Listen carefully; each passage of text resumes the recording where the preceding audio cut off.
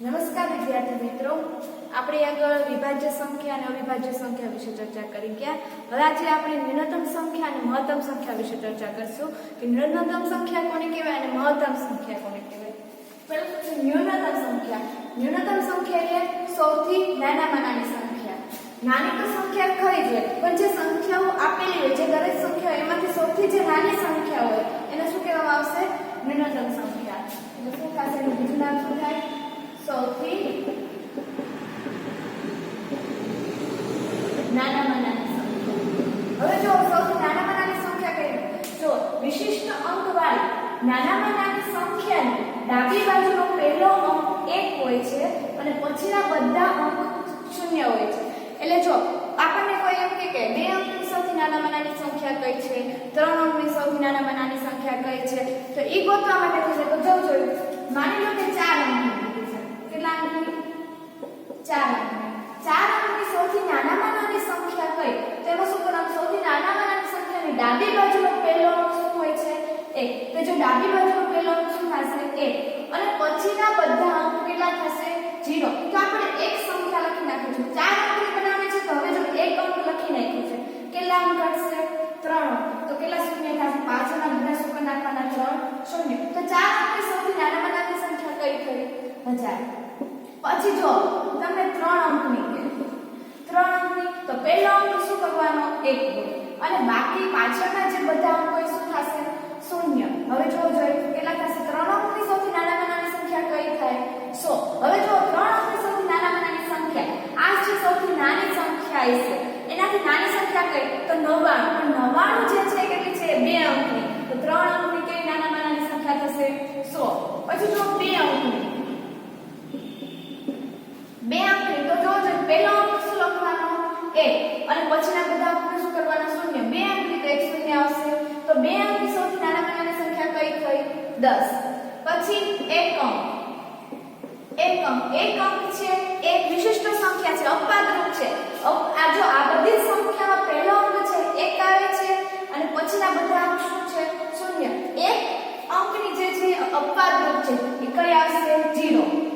0 સૌથી નાની સંખ્યા છે, એમાં આગળ 1 લગાડવામાં આવતો નથી. આ દરેક સંખ્યામાં શું છે કે પહેલો અંક 1 આવે અને પાછળના બધા અંક શું થાય? 0. આ એક અંક છે શું છે? અપવાદરૂપ છે. એક અંકની સંખ્યા શું જવાબ આવે એમાં? 0. એટલે સૌથી નાની સંખ્યા આપણને ખબર પડે કે 4 અંકની કઈ છે, 3 અંકની કઈ છે, 2 અંકની કઈ છે, 1 અંકની છે. આવી રીતના આપણે શોધી શકીએ. હવે એવી જ રીતના જેવી રીતના આપણે ન્યૂનતમ સંખ્યા જોઈએ એટલે કે સૌથી નાની સંખ્યા જોઈએ, એવી જ રીતના આપણે મહત્તમ સંખ્યા જોવાની છે. મહત્તમ એટલે કે જેમ ન્યૂનતમ છે એનું બિલકુલ વિરુદ્ધ. ન્યૂનતમનું બિલકુલ વિરુદ્ધ મહત્તમ છે. તો ન્યૂનતમમાં શું હતું? સૌથી નાનામાં નાની સંખ્યા. તો મહત્તમનું બીજું નામ શું થશે? સૌથી મોટામાં મોટી સંખ્યા. શું થાય? સૌથી મોટામાં મોટી સંખ્યા. હવે જો સૌથી મોટામાં મોટી સંખ્યા તો વિશિષ્ટ અંકવાળી મોટામાં મોટી સંખ્યામાં પ્રત્યેક અંક 9 હોય છે. પ્રત્યેક એટલે દરેક. પ્રત્યેક એટલે શું થશે? દરેક. એટલે કે જો મોટામાં મોટી સંખ્યા આપણને કે 4 અંકની ગોતો, 3 અંકની ગોતો, 2 અંકની ગોતો, એમાં દરેક અંક કેવો હોય છે? 9. કેવો હોય છે? 9. જો આમાં આપણે પાસે 4 અંકની કે 4 અંકની એમાં શું કરવાનું? તો દરેક અંક 9 હોય તો 4 9 થશે કે નહીં? દરેક 9 હોય તો જો 1 2 3 અને 4. તો જો 4 અંકની સૌથી મોટામાં મોટી સંખ્યા કઈ થઈ? 9999. ખ્યાલ આવ્યો? દરેક અંક એમાં 9 હોય. પછી 3 અંકની કે જોઈ? 3 અંકની તો જો 3 અંકની કઈ થશે? દરેક અંક 9 તો 999 થશે. હવે જો આનાથી મોટી કોઈ છે 999 થી મોટી આપણને 3 અંકની કોઈ સંખ્યા મળશે નહીં મળે. 999 થી પછી એની પછીની સંખ્યા ડાયરેક્ટ કઈ આવી જશે? 1000. પણ 1000 જે છે કેટલા અંકની થઈ જશે?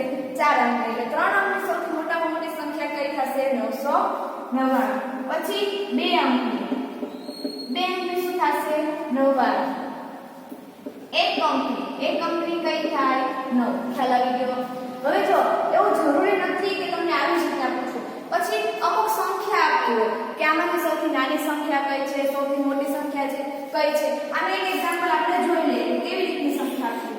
માની લો 3 6 12 48. આવી રીતના 4 ઓપ્શન આપેલા છે. પછી એમ પૂછે આ માની લો તમારા 4 ઓપ્શન છે. પછી એમ પૂછે કે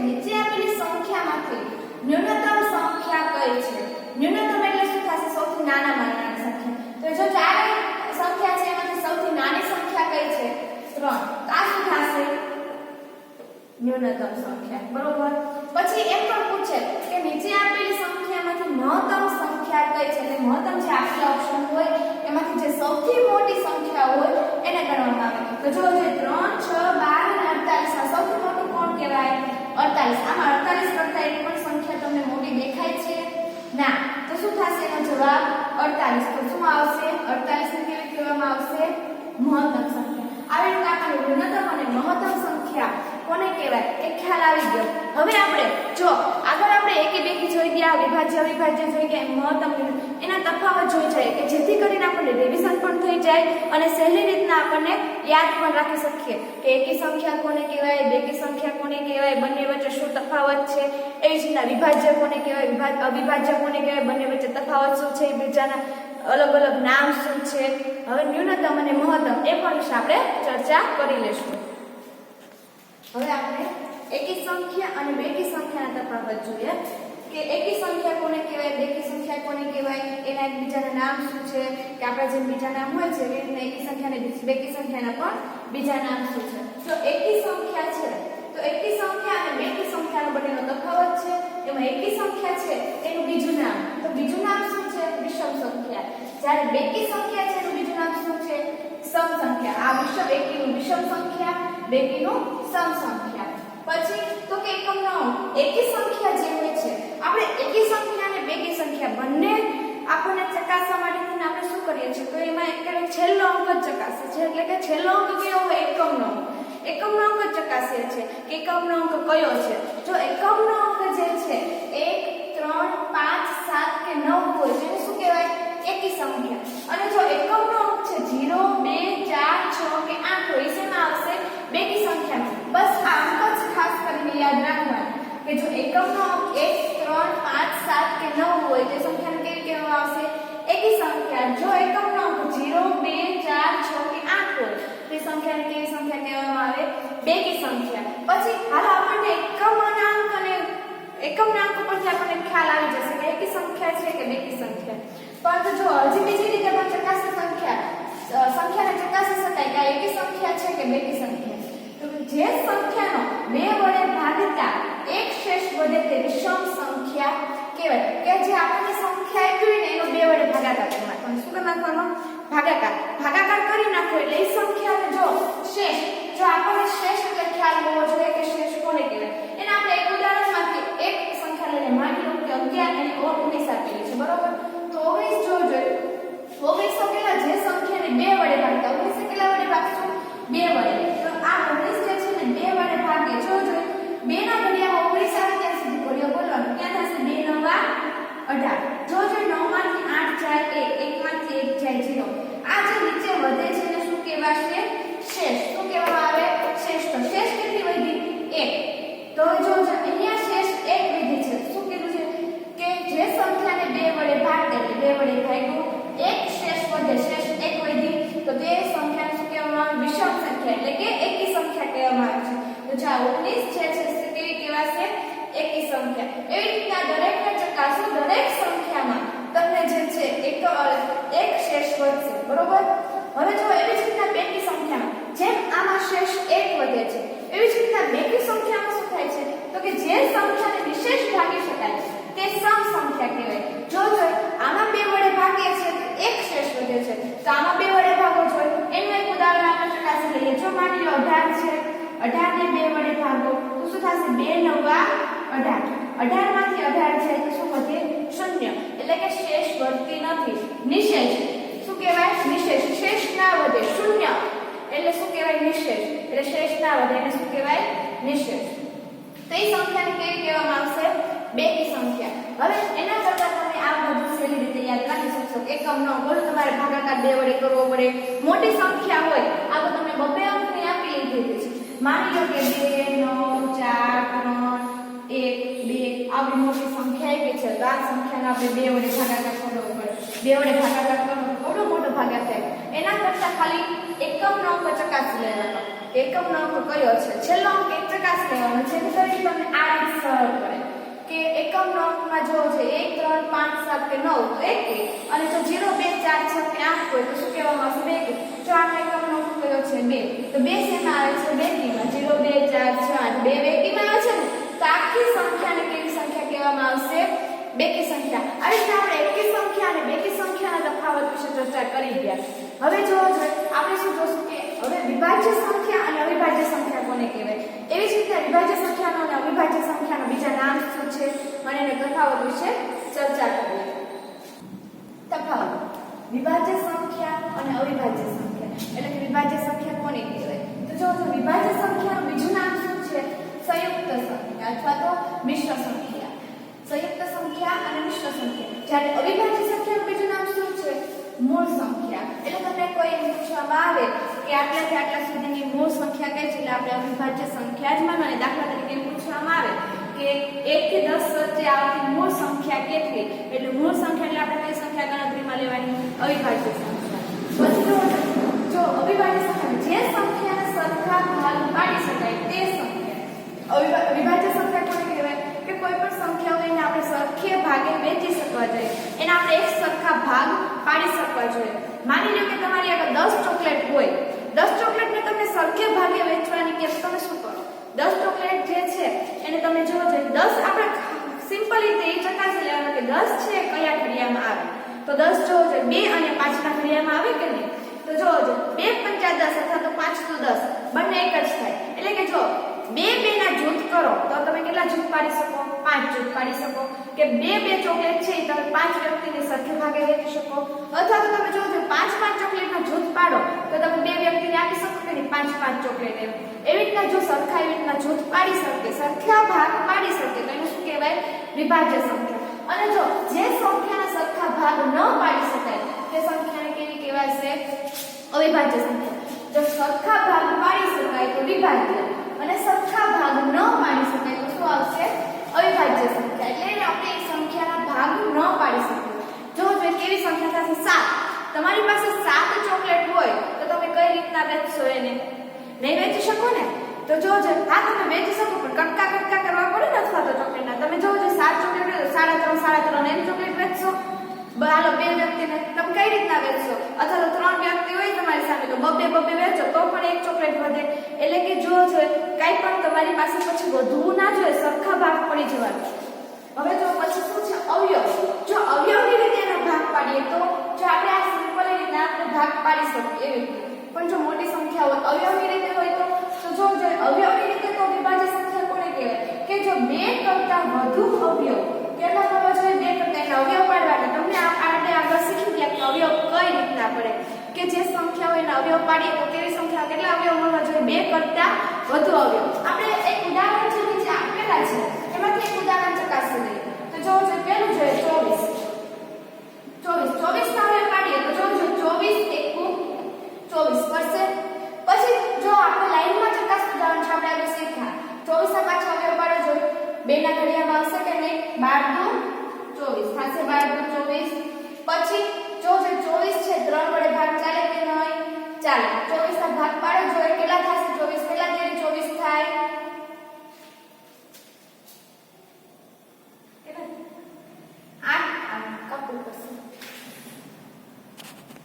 આપણે ઉદાહરણ જોઈએ કે જો 24 પેલું ઉદાહરણ લે 24 ના ભાગ પાડીએ, 24 ના અવયવ પાડીએ તો ક્યાં આવશે? 24 એકુ 24. પછી જો આપણે લાઈનમાં જતું જવાનું છે, આપણે આગળ શીખી ગયા કે જેથી કરીને આપણાથી એક પણ અવયવ છૂટી ના જાય. જો આગળ પાડીએ તો જો 2 આવે ભાગ ચલાવો 12 દુ 24. પછી 3 વડે ચલાવજો 3 વડે 24 ના ભાગ પડશે. 3 ના જૂથ બનાવો તો તમે કેટલા ભાગ પડશે? અથવા તો જો કેટલા તેરી 24 થશે તો કે 8 તેરી 24. પછી જો 24 ના ભાગ પાડો 4 વડે જો 4 6 24 થશે અથવા તો 6 ચોક 24. હવે જો 4 અને 6 વચ્ચે છેલ્લી 4 અને 6 બે સંખ્યા મળી. હવે 4 અને 6 વચ્ચે એક સંખ્યા આવશે 5. 5 ના ઘડિયામાં ચકાસી લેવાનું કે 24 આવે છે નહીં. તો હવે આનાથી વધારે આપણને એક પણ અવયવ મળશે નહીં. આમાંથી આપણને અવયવ પાડતા પણ શીખી જઈએ છીએ. ખાસ આવી રીતના આગળ સંખ્યામાં તમારે અવયવ પાડવાના આવશે. આ રીત જ એમાં યુઝ કરવાની થશે. એટલા માટે થઈને ખાસ કરીને અવયવ પાડવા કઈ રીતના પાડવા એ ચકાસી લેજો કે જો પાછળ હવે આનાથી વધુ અવયવ પાડી શકીએ નહીં. પણ જો આની અવયવની ખાલી આપણે અહીંયા એટલી જરૂરત છે કે આપણને 2 કરતાં વધુ અવયવ મળી ગયા તો કે હા જો 1 2 3 4 5 6 7 અને 8 અવયવ મળ્યા. કેટલા અવયવ મળ્યા આપણને? 8. તો જો 24 છે એ શેમાં આવશે? વિભાજ્ય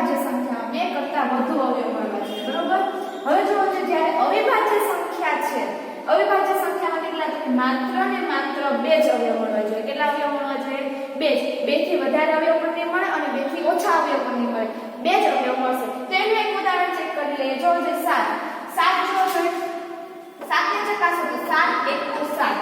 હવે 7 * 7 એ સિવાય એક પણ ઘડિયામાં 7 આવશે નહીં. એને આપણે ક્યાંય પણ ભાગ પાડી શકીએ નહીં. તો 1 અને 7 એના કેટલા અવયવ મળશે? બે જ અવયવ મળશે. 1 અને 7. અને આપણે એ પણ જોઈ ગયા કે અવિભાજ્ય સંખ્યાના માત્ર ને માત્ર બે જ અવયવ મળે. એ બે અવયવ કયા કયા હોય? એક તો 1 અને સંખ્યા પોતે. 1 મળશે અને સંખ્યા પોતે મળશે. હવે પછી જોઈએ કે જો એક કરતા મોટી એવી જે સંખ્યાને 1 અથવા તે જ સંખ્યા સિવાય અન્ય કોઈ પણ સંખ્યા વડે નિશેષ ભાગી શકાય. અથવા જો એક અથવા જો 1 કરતા મોટી એવી સંખ્યા આપણે જે છે અવિભાજ્ય સંખ્યા લ્યો તો પણ એની સંખ્યાને 1 વડે તો ભાગી જ શકીએ. પરંતુ વિભાજ્ય સંખ્યામાં શું હોવું છે? 1 કરતા મોટી સંખ્યા લ્યો, 1 કરતા મોટી સંખ્યા 1 તો ગમે એમાં ભાગ પડશે, 1 વડે આપણે ભાગ ચલાવી શકીએ, પણ 1 કરતા મોટી સંખ્યા લેવાની. અથવા જો તે જ સંખ્યા સિવાય એટલે કે એ જ સંખ્યા સિવાયની જે સંખ્યા આપી હોય એ સંખ્યા સિવાયની બીજી સંખ્યા લેવાની.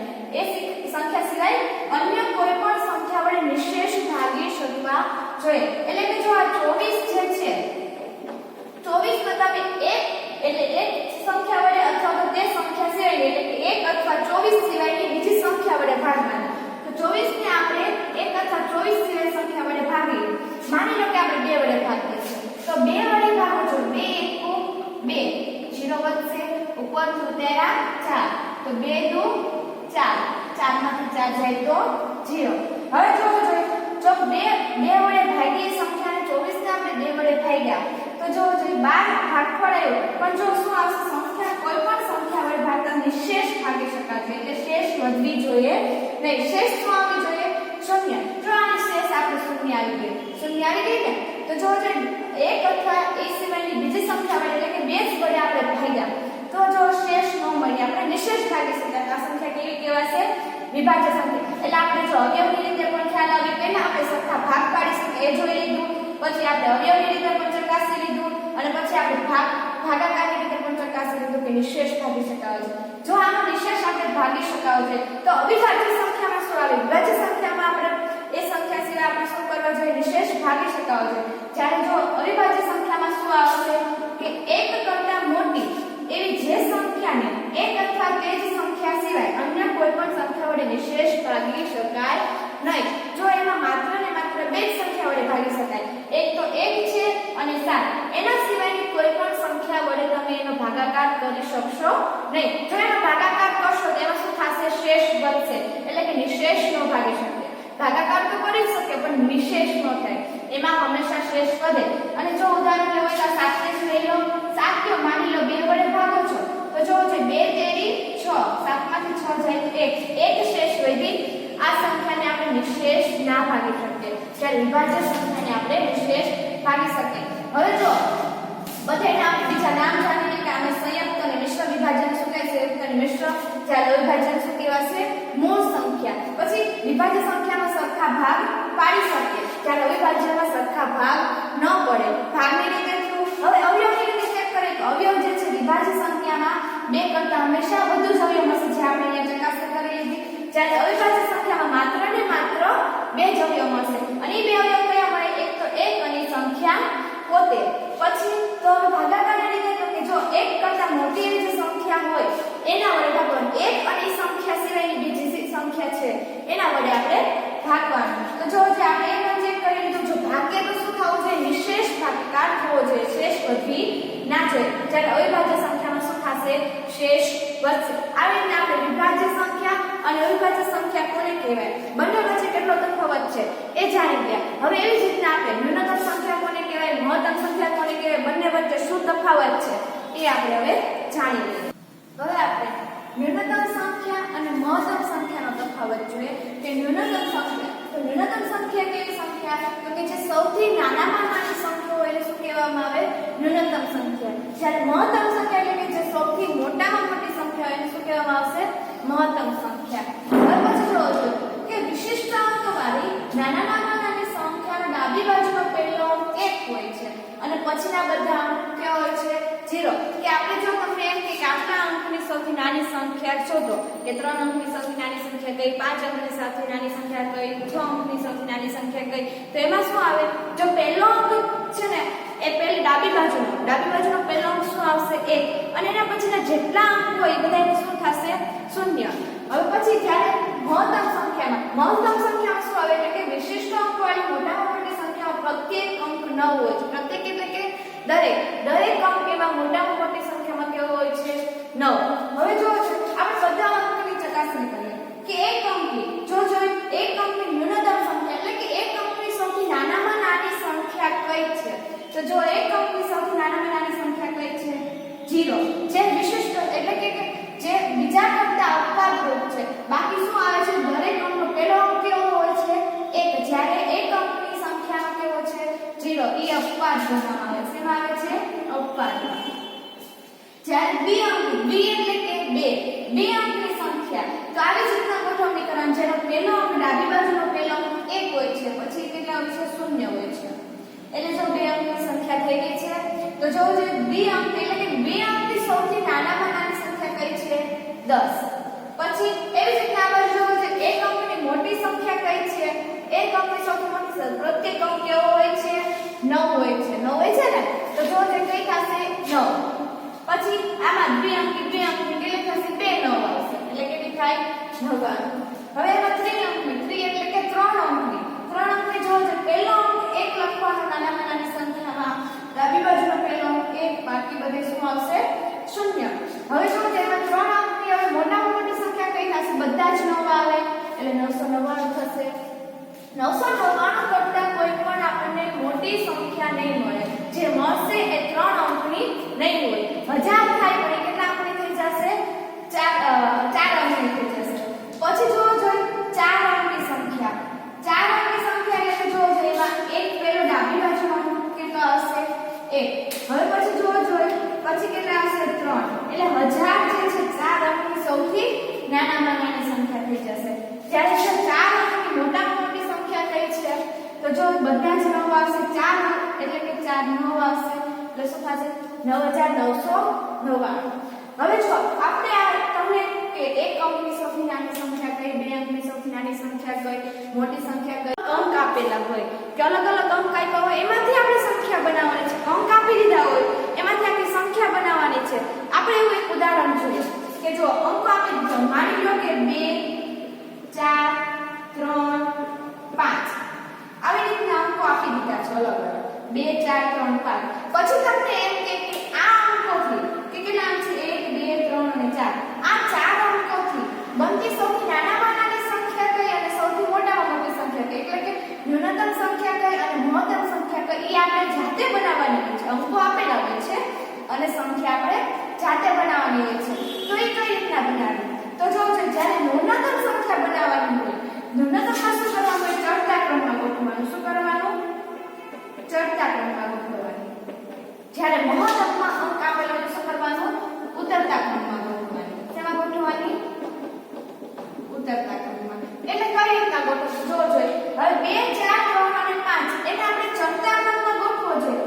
એને આપણે ચડતા ક્રમમાં ગોઠવો એટલે કે જો ચડતા ક્રમમાં ગોઠવો તો પહેલું શું આવે 2, પછી શું આવે 3, પછી કેટલા થાય 4 અને 5. તો આને ચડતા ક્રમમાં ગોઠવીએ એટલે જો તો શું થશે, સૌથી નાનામાં નાની સંખ્યા કઈ થશે 2345. આ 4 અંકોથી બનતી સંખ્યા, હવે આનાથી ઘણી બીજી સંખ્યા બને. જો બનાવો છો 4 3 2 5 4325. હવે જો 5342 આવી ઘણી સંખ્યા બનશે અલગ અલગ. તમે જાતે ચકાસણી કરી લેજો, આવી ઘણી સંખ્યા બનશે. પરંતુ જો એ સંખ્યા જે હશે એ નાની નહીં. જો 2 4 3 5 જો આ સંખ્યા છે એ પણ 2 થી શરૂઆત થાય છે. જો 2345 આ કેટલા છે 2435, પણ જે સંખ્યા છે એ નાનામાં આ 4 અંકોથી જ બનતી સંખ્યા છે, પરંતુ એ નાની સંખ્યા નથી. જો 2435 કરતા આ સંખ્યા નાની મળે છે. આનાથી હવે એક પણ નાની સંખ્યા મળશે નહીં, એટલે કે 2345 છે કેવી થશે, સૌથી નાની સંખ્યા. હવે આ જ અંકોનો ઉપયોગ કરીને આપણે શું કરવાનું છે, મોટી સંખ્યા બનાવવાની છે. કયા કયા અંક છે 2 4 3 અને 5. સૌથી મોટી સંખ્યા બનાવવાની છે. તો સૌથી મોટી સંખ્યામાં એમાં શું કરવાનું છે, આપણે ઉતરતા ક્રમમાં ક્રમમાં ગોઠવવાના. ઉતરતા ક્રમમાં ગોઠવવું જોઈએ તો ઉતરતા ક્રમમાં ચડતા ક્રમમાં શું આવે? ચડતા ક્રમમાં ગોઠવતી વખતે પહેલો અંક હંમેશા કેવો હોય?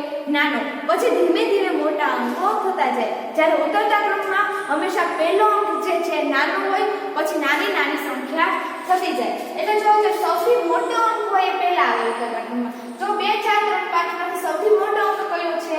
5. પછી જો પછી કઈ આવશે?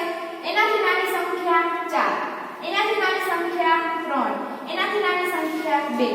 અને જો મહત્તમ સંખ્યામાં સૌથી મોટી આ 4 અંકોથી 2 4 3 અને 5 આ 4 અંકોથી બનતી સૌથી મોટામાં મોટી સંખ્યા કઈ છે? 5432. આનાથી મોટી સંખ્યા કોઈ પણ બની શકે નહીં. આ બીજી ઘણી સંખ્યા બનશે આ 4 અંકોથી, જેવી રીતે આપણે જોઈ રહ્યા બરોબર. ઘણી સંખ્યા આપણે બનાવી શકીએ પણ આનાથી બીજી સંખ્યા બનશે, મોટી સંખ્યા નહીં મળે. સૌથી નાની સંખ્યા આ મળશે અને મોટી સંખ્યા આ મળશે. તેના માટે જે ન્યૂનતમમાં શું આવશે? ચડતા ક્રમમાં ગોઠવવાનું આવે, જ્યારે મહત્તમમાં શું આવશે? ઉતરતા ક્રમમાં ગોઠવવાનું આવશે. આવી રીતે આપણે ન્યૂનતમ સંખ્યા કઈ રીતના મળશે અને મહત્તમ સંખ્યા કઈ રીતના મળશે આપણે ચકાસી ગયા. હવે આપણે કાલે હોમવર્કમાં કે અવિભાજ્ય વિભાજ્યનો તફાવત જોઈ ગયા, એકી બેકી સંખ્યાનો તફાવત જોઈ ગયા, ન્યૂનતમ સંખ્યા અને મહત્તમ સંખ્યાનો તફાવત જોઈ ગયા.